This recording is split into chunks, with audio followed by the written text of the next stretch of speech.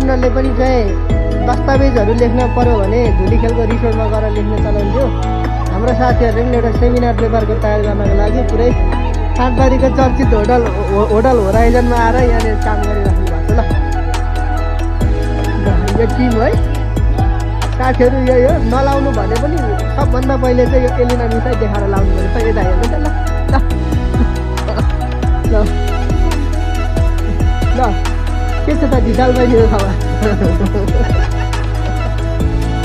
मनोरञ्जनले पनि चाहिँ दस्तावेजहरू लेख्न पर्यो भने धुलीखेलको रिसोर्टमा गएर लेख्ने चलन थियो।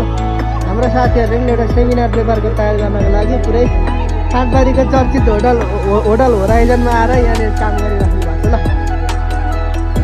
ल यो टिम है साथीहरू यही हो। नलाउनु भने पनि सबभन्दा पहिले चाहिँ यो एलिना मिसाई देखाएर लाउनु पर्छ। यता हेर्नु त। ल ल के छ त ढिटाल बहिनीको खबर?